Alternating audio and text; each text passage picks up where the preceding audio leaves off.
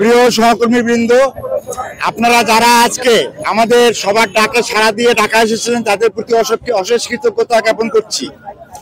পাশাপাশি আপনারা জানেন যে আজকে একটি সফল আন্দোলন আমরা করতে পেরেছি।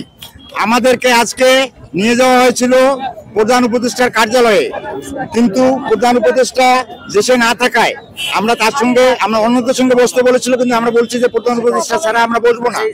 যে কারণে আমরা আজকে সেখানে বসি নাই। আমরা না বসে আমাদের এই কর্মসূচি চলমান থাকবে। 31 তারিখে যে কনসালটেশন কমিটি আমাদের যেটা রিপোর্ট দেবে তার উপর বেস করে আমরা পরবর্তী কর্মসূচি সেটা ঘোষণা করব। আমরা আপাতত যেহেতু আমাদের ওখানে যারা অতিথি হিসেবে এসেছিলেন, আপনারা জানেন যে সেখানে বিপি নূর সাহেব ছিলেন, সেখানে ডক্টর আতিকুল সাহেব ছিলেন, সেখানে আমাদের লিওন সাহেব ছিলেন,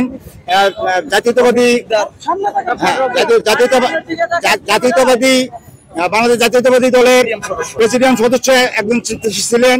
তারা সবাই আমাদেরকে আশ্বস্ত করেছেন এবং আমাদের একত্রতা ঘোষণা করেছে। এবং তারা যেমন বিপিনুর বলেছেন রোববার তিনি সচিবালয়ে বসবেন। তো ঠিক আছে, তাদেরকেও সম্মান করা উচিত আমাদের।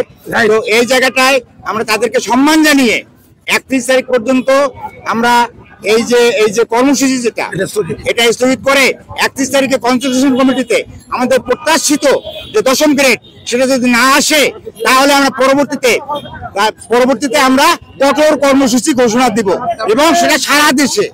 এবং কর্মসূচিটা আমি একটু আপনাদেরকে জানিয়ে দিতে চাই, এটা এমন কি হতে পারে আমরা ঢাকায় আসবো না, আমরা স্কুলে বসে তালা দিয়ে দেবো। স্কুলে তালা দিলে আমাদের জন্য সেটা করতে বাধ্য করা না হয়, এজন্য আমি তাদের সবাইকে অনুরোধ জানাচ্ছি।